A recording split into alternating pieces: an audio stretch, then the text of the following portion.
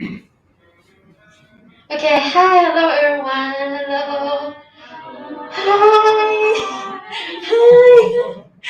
Okay.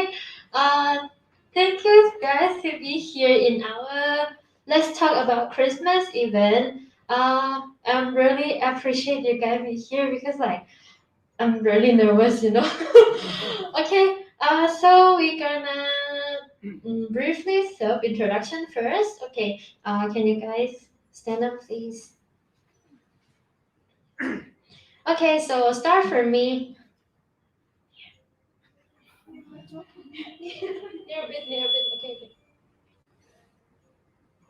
Okay, so start for me. Amarawadi Khaliram. It's hard to pronounce, right? So just call me Amara. I'm from Thailand. I'm host for today.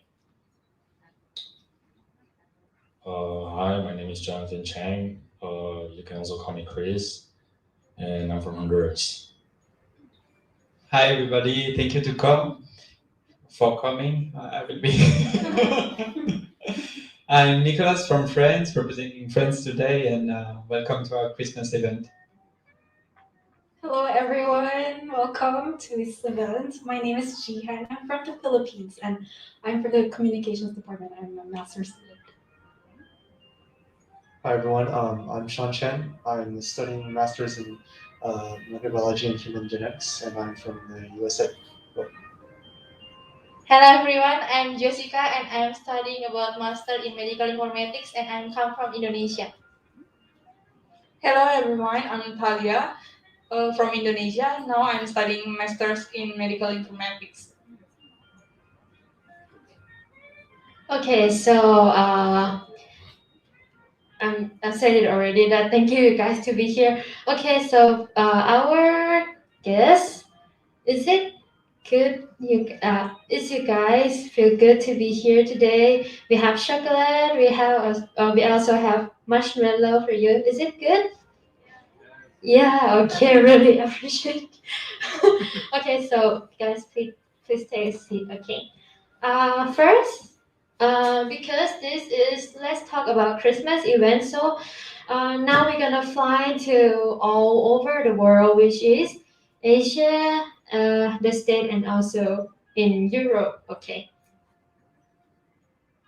Okay, so first, can you guess who is Asian here in the four of them? Is it hard to guess? Really hard, right? So I'm gonna answer that only Asian, not only yeah, okay, only only Asian here is it's you. I think so. Yeah, I'm not sure really. So can you? Is it? Give me. I think it's me. Yeah, I think it's you too. Right. Okay, so let's see that first. We're gonna start with Asia here, and then we're gonna fly to the state, and then we're gonna fly back to Europe, but not fly back to Taiwan. Okay? Okay. Okay. We will start with. I'm planned that I'm gonna play games with you guys first, but because here the guest is not all be here yet, so I'm gonna skip this and then we gonna fly to Asia first, which is what country? Really? That tiny little island. Really? Which country is that? Can you guys guess It first? starts with the letter P. Okay, so we're gonna fly to Philippines. Yay! Welcome to the Philippines! So, can you, may I know you? Can you introduce yourself? Okay, my name is Jihan. I'm from the Philippines. Before coming here to Taiwan, I was already working. I've been working for almost 10 years. I was a writer for a newspaper in the Philippines. And then I decided to take a break and study again, and I ended up here in Taiwan in TCU. So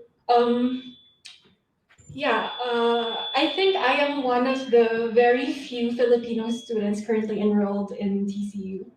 And I'm not sure if they're here right now. Maybe they're late. Oh yeah.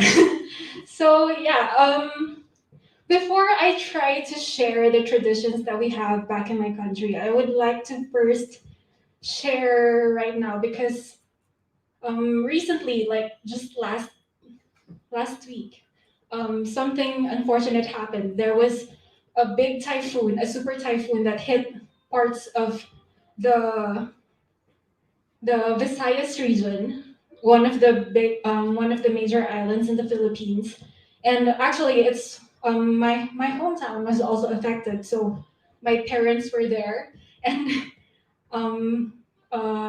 it was a good thing that they were able to fly to the capital Manila yesterday, but it was such a hassle going to Manila. Like they were stranded and there was no power, there was no internet connection, there was no water. So I wanted to share it right now because it's not getting as much media coverage at the moment because the people there cannot spread as much information because they don't have internet, they don't have cellular connection right now.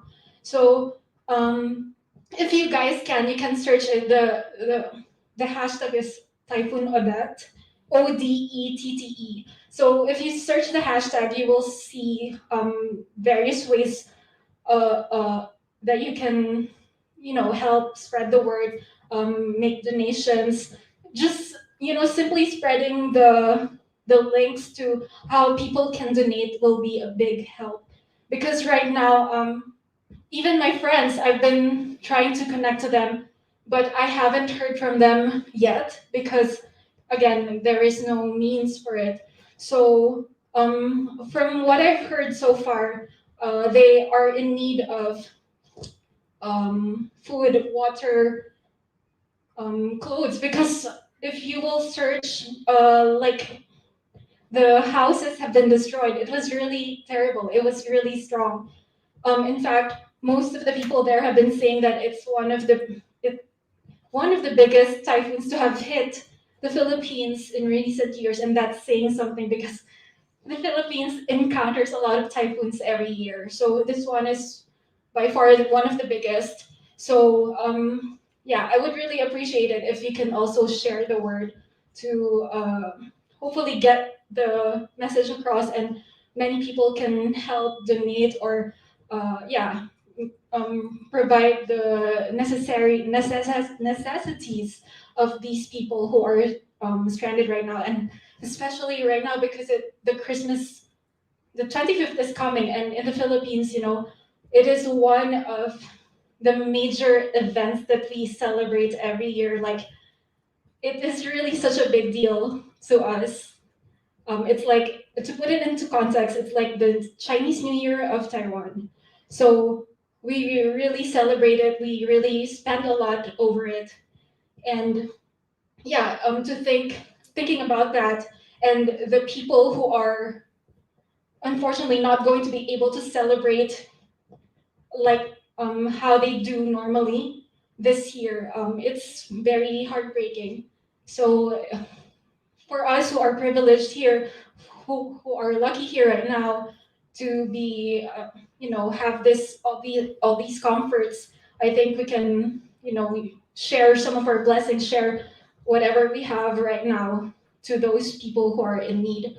So that said, the Philippines, well, do you guys know that we celebrate Christmas as early as which month? Can you guess? Which month do we start celebrating Christmas? December? December? Anyone else? About the idea? I heard of September. Are you sure? September? It's too early. You think it's September? Really? Actually, you're right. we start as early as September. Yes. So the moment September comes, the Christmas songs start to play. The malls start getting decorated by all these colorful lights and lanterns and those other colorful garlands. So it's really festive. As early as September, we start shopping. We start making plans with our friends. Like, hey, this coming Christmas, so what are we gonna do? Where are we going? Like, we have to plan it now because I'll be so booked by December. So yeah, we start having that festive vibe as early as September, and I'm not kidding. Like, really. I remember when I was a kid, like we would start decorating our house, we would put up our Christmas tree, yeah, by September. So that's one of my fond memories back in my childhood years. And yeah, what else? Okay, so you can see there, yeah, The light. those are like the traditional lanterns that we have. So it glows obviously and it blinks. It's really, yeah, it's really nice, and those are handmade. So we try to go to certain parts of the Philippines to buy those lanterns, so that we can also support the local makers instead of buying in the mall. But you can also buy in the mall, but as much as possible, we try to buy from the local makers. So that we call that the parol. We call it the parol. And over here, yeah, that's a typical setting of a Filipino house during Christmas season. So we have the typical Christmas tree, and then we put the gifts under the tree, obviously, and yeah, even though the family members, like for us in the family, we're only 5, but we try to guess like, oh, what did my brother give me this year? I hope that he didn't mess up this year. So we try to guess those things, and come Christmas Day, 25th, we try to open them. Yeah. Can But- it be money? That's separate because there's no thrill if you just give money. It's part of the experience, like going shopping and thinking about what to give this certain person this year. Like it's part of the experience. And another distinct tradition that we have in the Philippines is that we go to. It's usually for kids. Like it's a tradition for kids. Like we go outside during the 25th and we knock on the doors of our neighbors and we sing songs. But sometimes we just say "Namamas ko po," which translates to we're asking for your blessings this Christmas. It has no translation, but yeah, that is the nearest translation that we have. So it's basically asking for the blessings of the neighbors, and it's like trick or treat, but instead of giving just candy, sometimes they give money, like coins. So the kids are especially rich during this season. And yeah, and then, And then for sure that if you have light for decoration, then you need to have party. sorry. Right. So we also have our parties. We have a lot of parties. Like I mentioned earlier, like you have to book yourself as early as September so that you don't have any conflicts with other schedules that you have, because you have a party for literally everything. Like you have a party for your friends, you have a party for your cousins, you have a party for your workmates, your schoolmates, your friends from preschool. You meet up with all of them and you have a separate party for all of those groups of people. So you have to buy a separate gift for all those events. And so we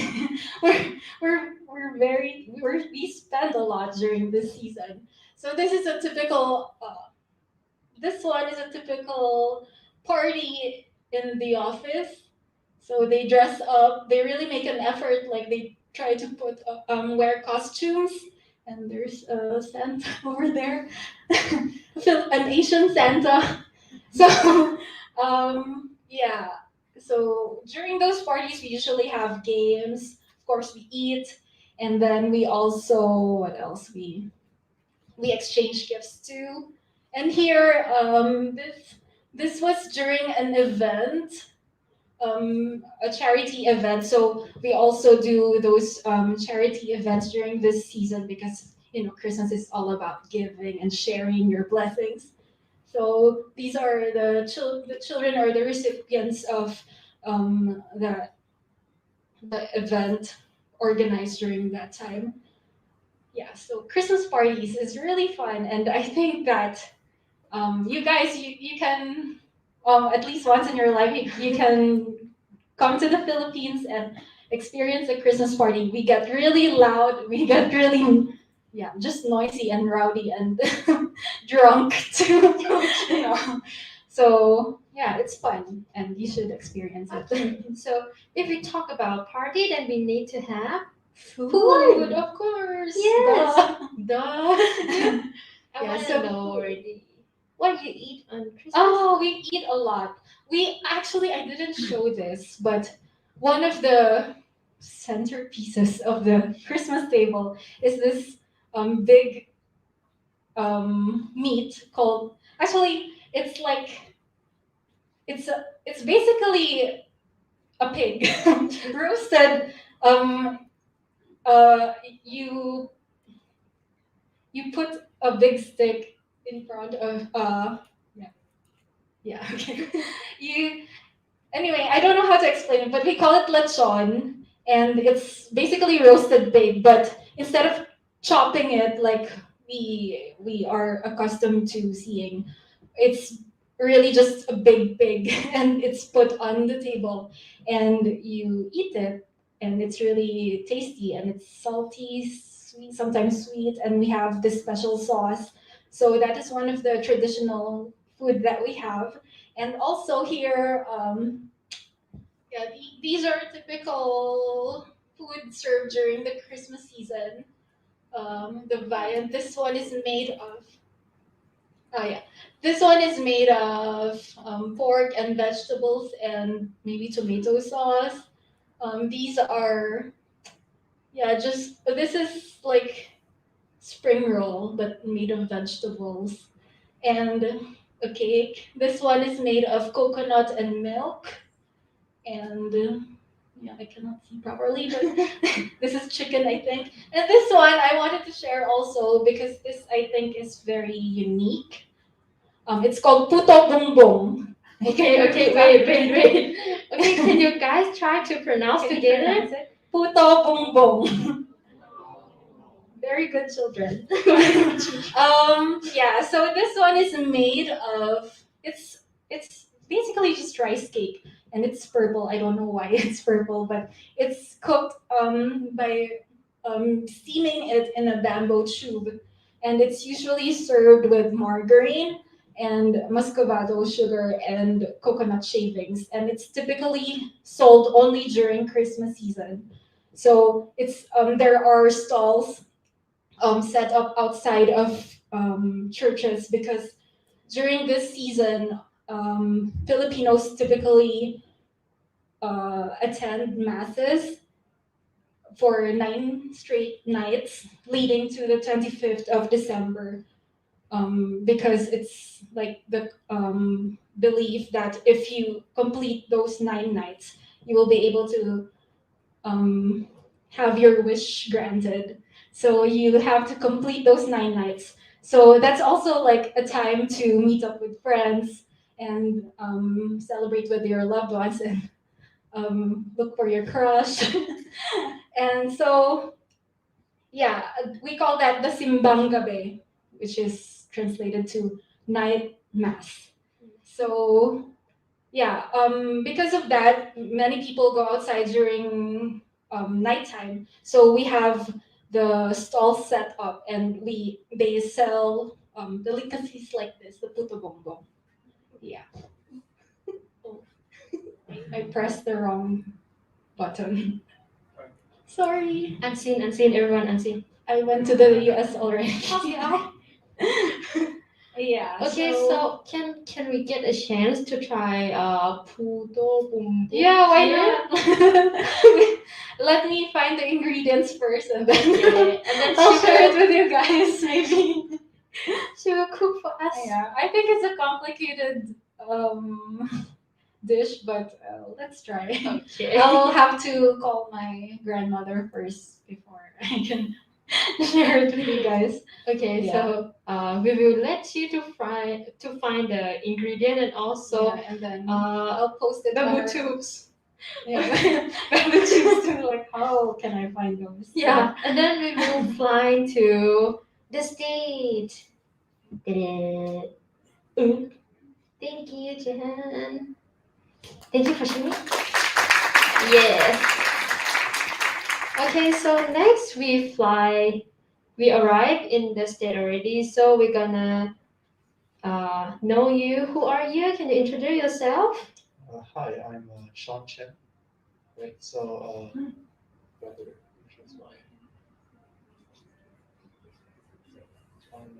right, so in America, my parents are Buddhist, so we didn't really celebrate Christmas all that much. So my Christmas experience was mostly relegated to with school. Oh, sorry, in school or with friends. Yeah, most of my Christmas experience was with that kind of stuff. Yeah. Right. So, but yeah, in school, they would start putting up decorations probably around the end of November after Thanksgiving, and people would keep on playing Christmas songs, like as soon as Thanksgiving went over. Like they just couldn't wait for Christmas to come.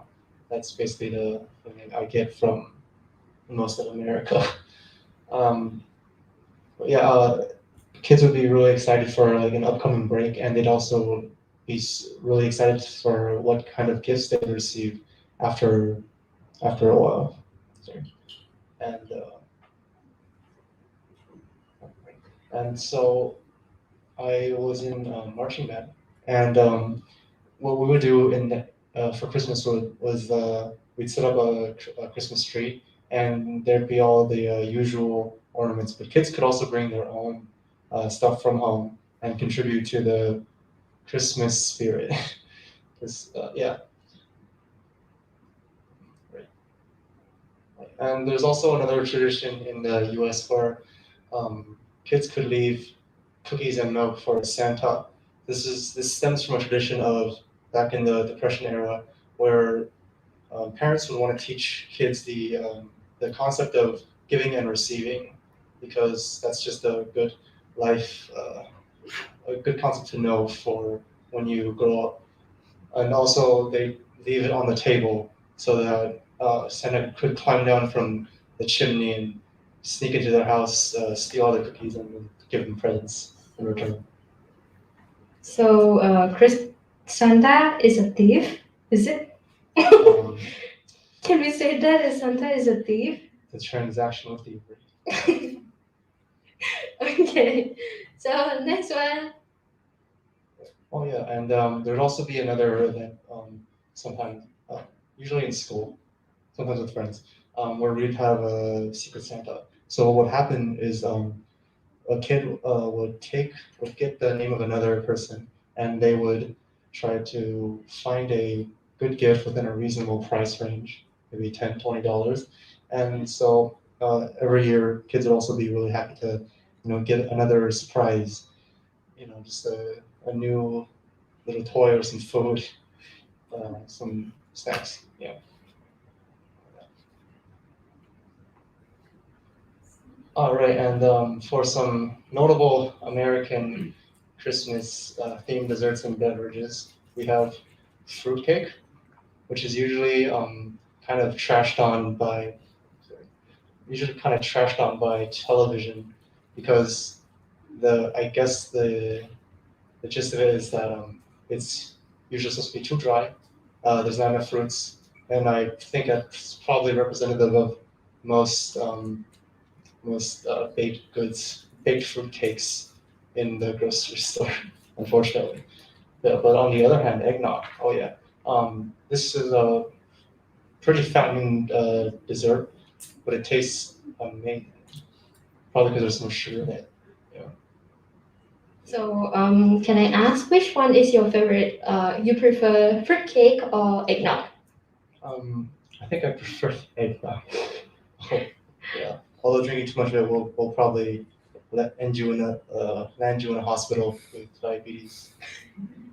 Okay, so eggnog have two versions, which is alcohol eggnog and non-alcohol eggnog. Which one do you prefer? You want to get drunk or just like eggnog, blah, like this? Yeah. I think it's up to your taste. For me, I prefer the non-alcoholic variety because I'm already fattening myself enough. Alcohol just probably makes it worse. So drink more. Okay, thank you. Thank you for your sharing. Okay. Okay, now we're gonna fly to also in the States, but fly to Honduras. Ooh, sorry, again. Okay. That is your country, right? Yeah, it's actually not in the States, it's in Central America. Yeah, okay, so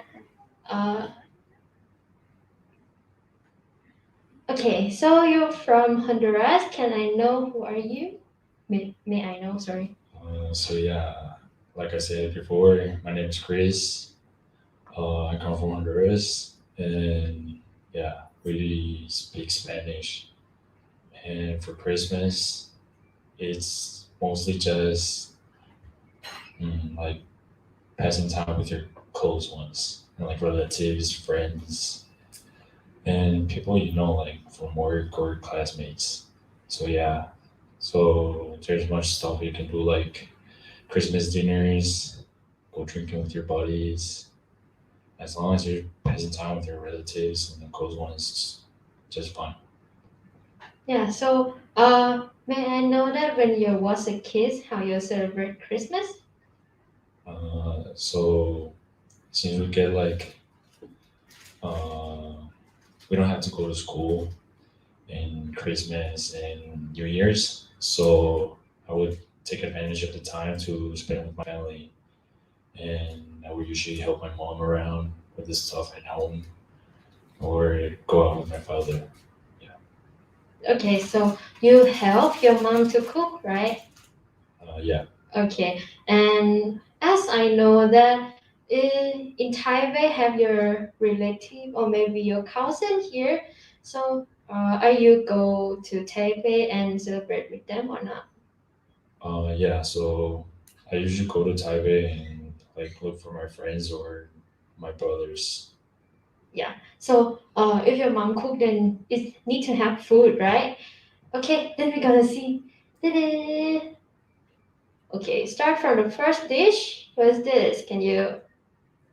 So it is pronounced torrejas. Okay, It's again, wait. Again, you guys. This word is really hard to pronounce. Even I cannot pronounce. Can you guys try to pronounce together? Wait. Okay. wait, I'll say it one more time.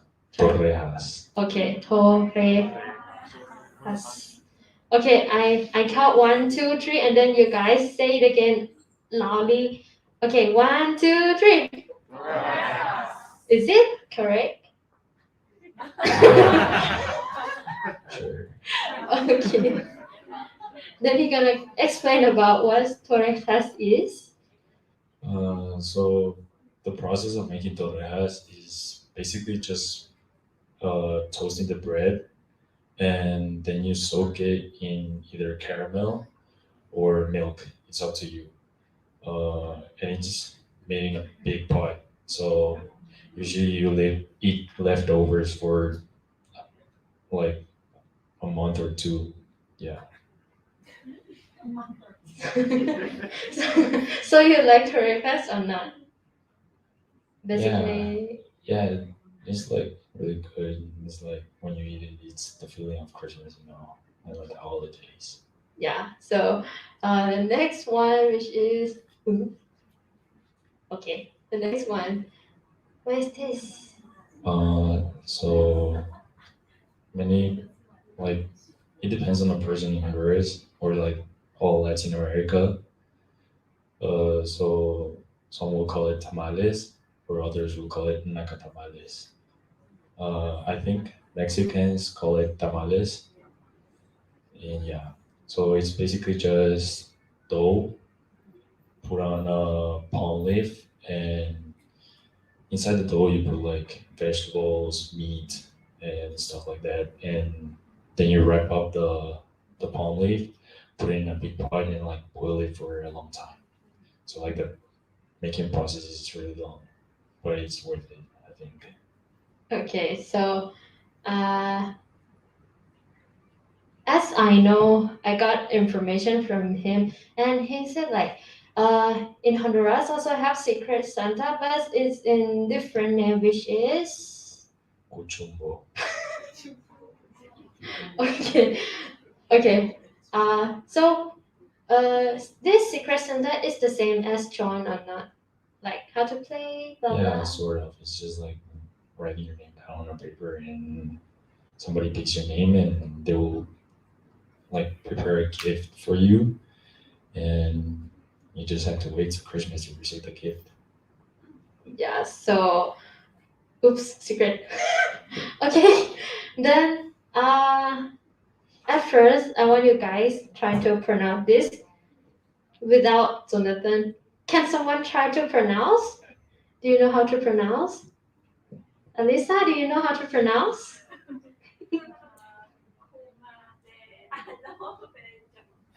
Okay. Maybe Daka, do you know how to pronounce? De año viejo.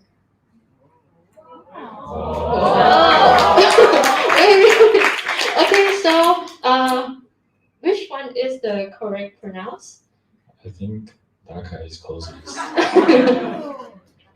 Okay, so now it's your turn to pronounce this. Quema de año viejo. Again, slowly. Quema de año viejo.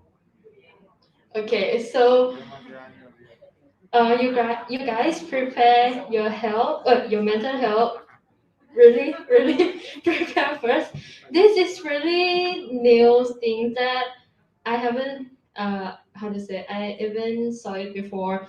Even like now I'm 19, right? And then it's the first time that I see this tradition, which is this that look interesting, right? So Jonathan will tell us what is this and why we need to burn this. So, Quema de año viejo translates to the burning of the old year. So, for New Year's Eve, we prepare a ragdoll, and the ragdoll represents like the past year. And by burning the ragdoll is like taking away all the bad stuff that happened this year, and in hopes of bringing new good stuff to the new year. So yeah, some people think it originated in Peru since I don't remember, but it was a pandemic, and people used to burn their familiars, their relatives' clothes to dissipate all the virus. And yeah, so it turned out to be like taking away all the bad stuff from the past year. Okay, so is this a big doll, right? And then we need to burn it all or not? Yeah, usually people start just a little before New Year's Eve, and yeah, like they just wait for it to burn whole. There's not really much into it; it's just burning. Okay, so now we're gonna move. We're gonna fly again to what's this? It's not Italy. Maybe it's Germany? Oh, please. German? Is it the Netherlands or is it Sweden? Netherlands, who said that? It's the most beautiful country in the world with the, at least the less, how to say that? I forgot the name. Yeah, and I have to, if you came here today to learn English, you're gonna learn Franglish, not English today. So basically here is Paris, and the capital that you might know. And I come from Marseille, which is a little bit the same kind of relation that you can have between Taipei and Kaohsiung. So I'm like Kaohsiungren from Mediterranean Sea, and this is the Taipeian that no one really likes. So everybody spends Christmas. I mean, we all do Christmas and celebrate Christmas in France, but we have several regions and areas that have really specific cultural way to celebrate Christmas, and I would like to introduce you some of them. So, should I introduce France? That's good. So first, this little picture, I will explain you just little stuff about it. This is a table Christmas, like really typical from the part of France where I live, which is called Provence. And so you can see that there is a lot of dessert in the table, and we're going to talk about this dessert because they have a deep meaning, and they mean a lot for us. And something that I would like to talk about is the oat that we planned before, and who represent the prosperity and the wellness that we're gonna have for the year coming. So bigger your oat is, like more money you're gonna get in the next year. So this one is quite well. They're gonna have a lot of money normally. So, and remember this part because at the end of the presentation there is something, which is related to. So to start with the dessert, we have 13 dessert because 13 is the number that represents the scene with Jesus and the 12 apostles, and so the 13 dessert represent that scene. And when we talk about dessert, you have to remember that it's a tradition, and so it's not like the American big cakes that you're gonna find. It's more like the more natural and Tianjan things that you might find. So the first of it is nuts. I'm going to pass through them because there is not a lot to say once we presented that they represent the 12 apostles. The dried figs, the almond, the dried raisin, whatever. La pompe à huile, which is really, really typical, and that's something, a type of cake. You gave me a good way to introduce that. It's a little bit like the focaccia, like the Italian focaccia, and because it's the same cultural area, and it's for that it's called Provence, because it's called Provencia, which was during the Roman Empire, they extend through there, and we recall a lot of them of their culture from that. There is a really typical this one. We call it nougat, le nougat blanc, nougat noir, the black nougat and the white nougat. And this really looks like the one you get in Taiwan, the one that breaks your teeth. This one. And so this one is a bit better on my point of view because it's smooth and tender, and you get the almond taste like a bit more. Here, the dates, the Calisson d'Aix. Aix is a city close to Marseille, close to where I live, and they have this specific cake which is made with anise. Anise is I don't know how to say in Chinese. It's like wu jiao. And some people like the taste, some other really don't, but it's a really typical dessert that we have in Provence. And this one also, I don't know if you know it here in Taiwan. And yeah, at the end, the fruit confit, which is like dry fruit that we dip into sugar. I don't like it at all. The orange and the raisin. So that's for the 13 desserts. That's something really traditional from where I come, and you will not see that in other parts of French. That's really a signature of the Provençal culture. So next, I wanted to introduce you to this little really cute, like statue of figurines. They represent the traditional life of a Provençal village at the time. And so if you pay close attention to the figurine that you can see here, you will see that you got a baker here, you got a shepherd, you got please help me, a smith, you got someone making the wine here, and so you will find all the job, all the profession that you might find in a traditional village. And that's the most traditional persona that you can find in the crèche, because the whole scene is called in the crèche. At some point, this one is going to be really hard for you to guess, but the crèche evolves in a way that we started to introduce more celebrate famous character.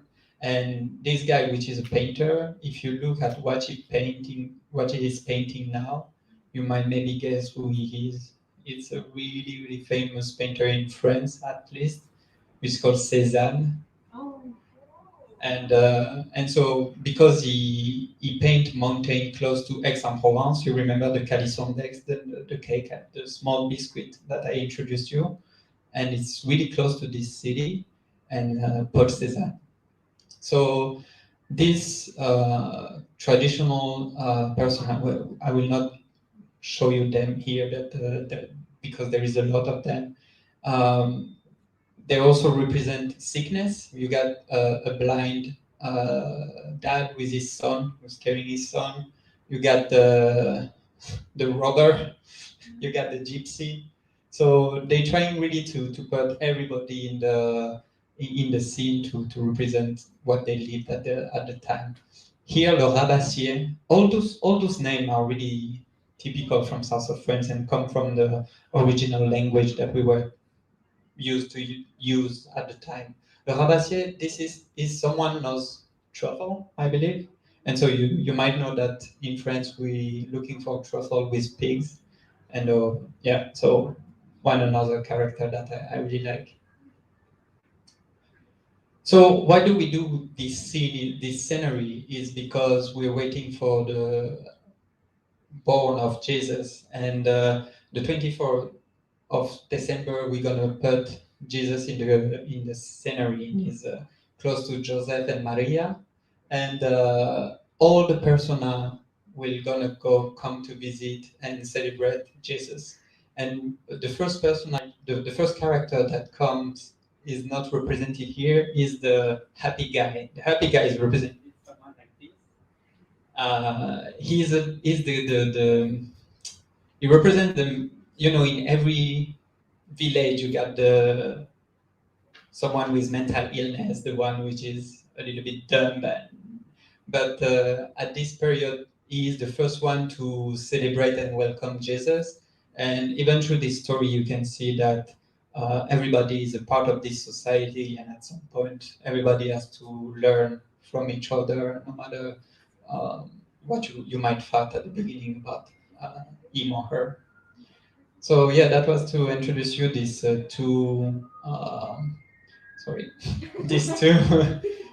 tradition. And do you remember the oath that we were? So because it's a traditional society, everybody was farmer or shepherd or whatever. During the 24, we also put the oath in the scenery to represent the field, and it's going to represent the harvest that we're going to have the year coming.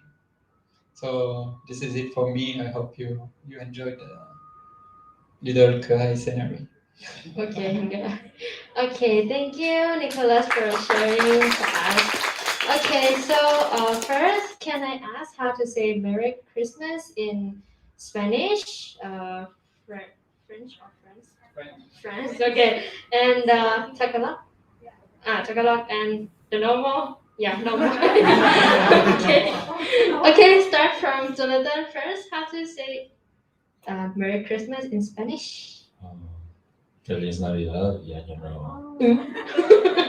That means Merry Christmas and Happy New Year. Okay, and then pass to Nicholas.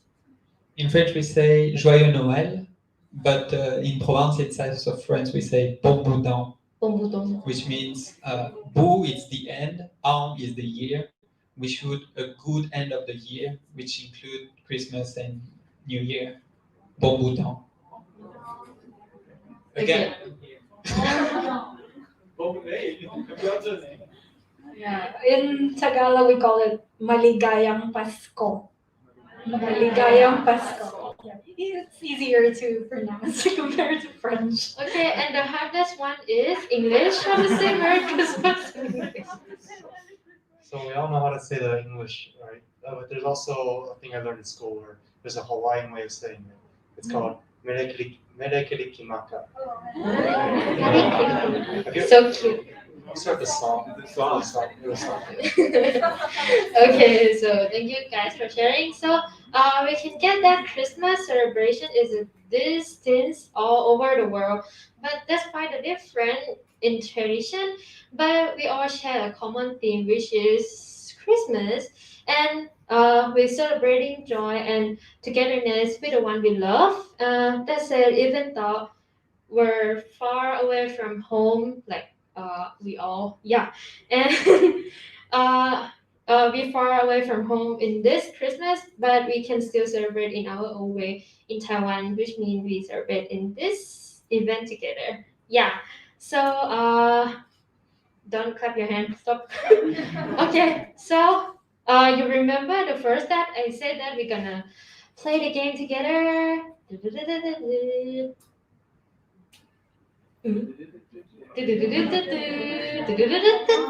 Okay, so you guys close your eyes and then choose one piece of paper from this box.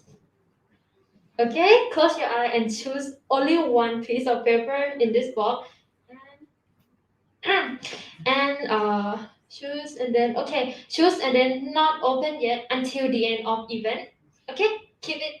Cannot open. If you open, you will get the Pandora box will hug you and then you disappear from this world. Okay. Okay, so everyone close your eyes. The first. Just one.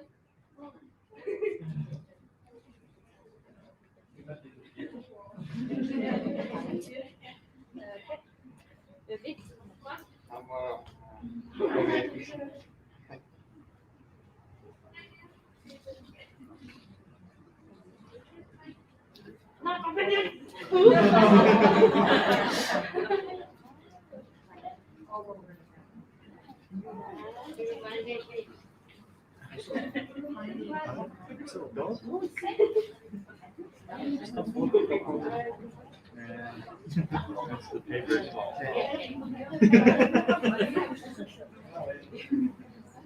Okay, so everyone, when everyone pick a piece of paper, then we're gonna open Kahoot. So we're gonna play a big game.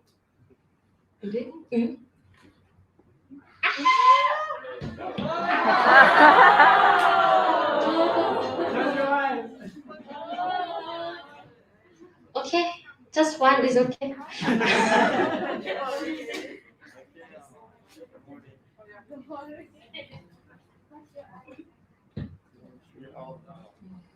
Okay, you guys open Kahoot.it and then wait me for a minute.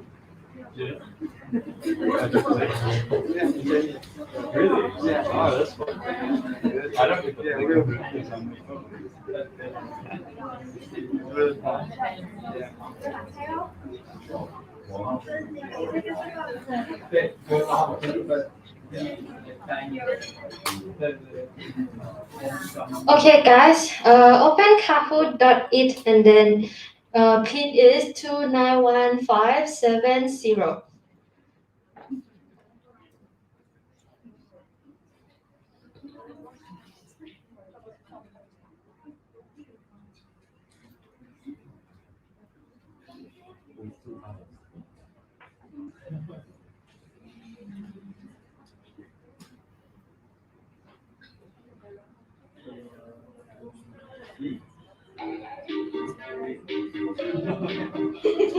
Basic ever.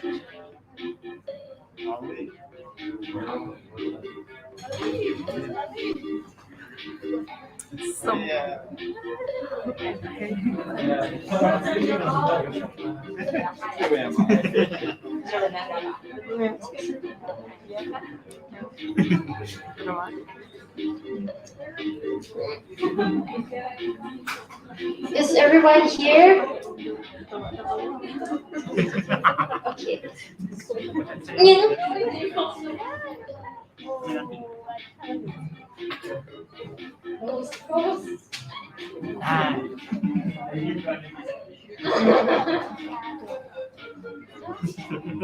Is everyone on Kahoot? Who cannot join yet? Okay.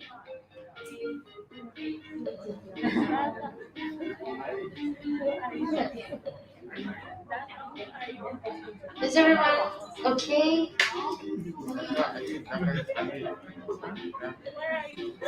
I don't know.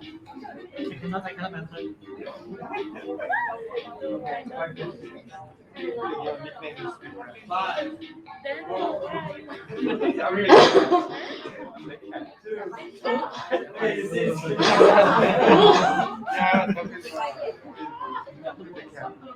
你们会冷吗？会冷吗？不会啊。会冷吗？不会冷啊。不会啊。很热啊。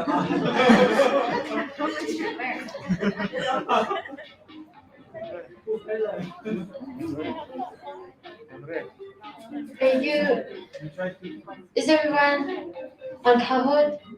Okay. Oh, so you need to join. Oh.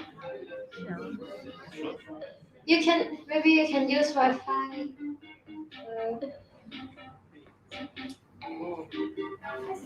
It's okay. There is just Okay. Let me start first, okay?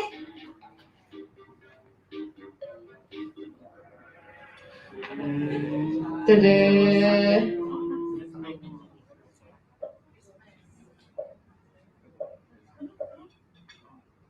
Start from the first one. How to call Secret Santa in Spanish? Only? Quickly. 10. Yeah.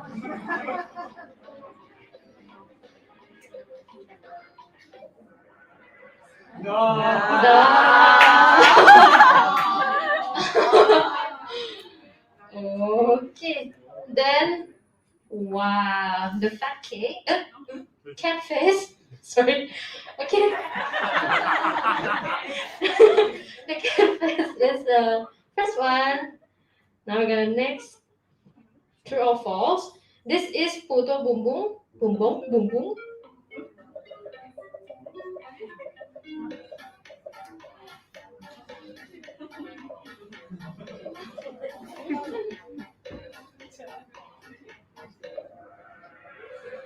Okay. Wow. Sean's favorite dessert is fruitcake.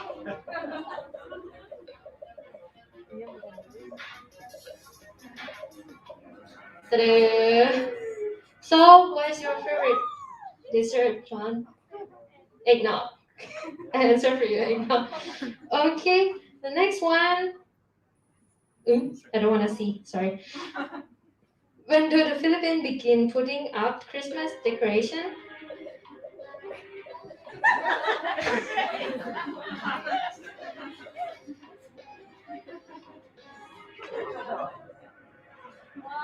Wow! She proud of all of you guys already. Okay, the cafe still. True or false? Da means burning the old years. Oh.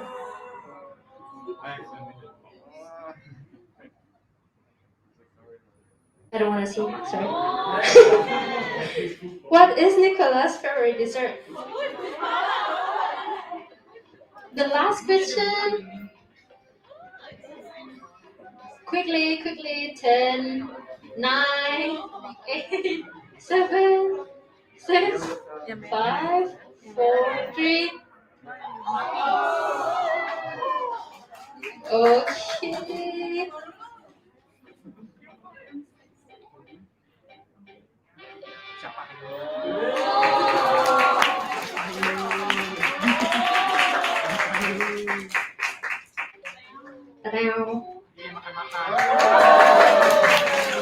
Okay, so who is Annie, Ashley, Siapa Hayo? I don't know how to pronounce.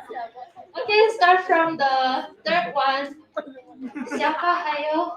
Who are you?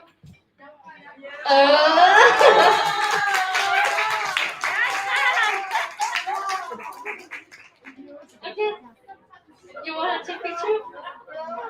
I'm okay. Thank you.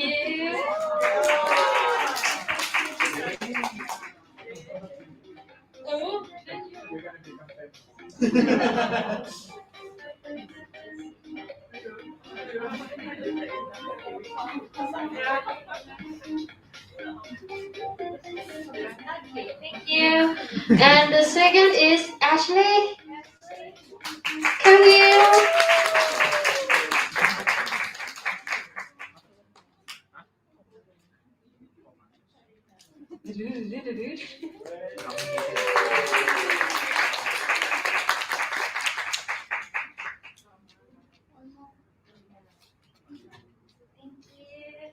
Okay, the first one is Annie.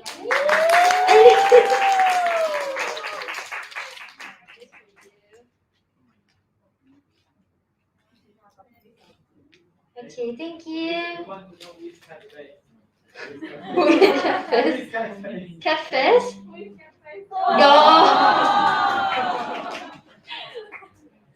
Thank you, guys. It's not finished yet. Wait. Ooh, so close. Okay, so.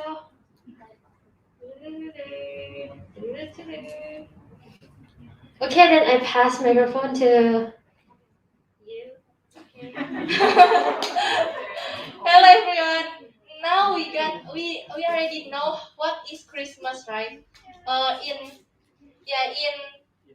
the other country, how they celebrate this Christmas. Now the time to make the Christmas wreath. And first, we need to know what's actually this Christmas wreath. So I already searching in the Google, and they just give me 3 beliefs. The first one is they said the Christmas wreath is coming from the Greece and the Roman. Like they used to make a handicraft and put it on the door as a symbol of the victory. And this Christmas wreath is decorated with the leaves, the flower, the fruits, and nuts. Yeah. And next, the second one, they said like the Christmas wreath is about the Christianity. So the cycle, it means the symbol of eternity, like never ending of life. And why they put on the door, it means the symbol of a rival of the God. Yeah, this is the second belief. Next, and nowadays we just use this Christmas wreath as a Christmas celebrations decorations, and also to make our house becoming more pretty. Yeah, until here everybody know how about the Christmas wreath type. Then next,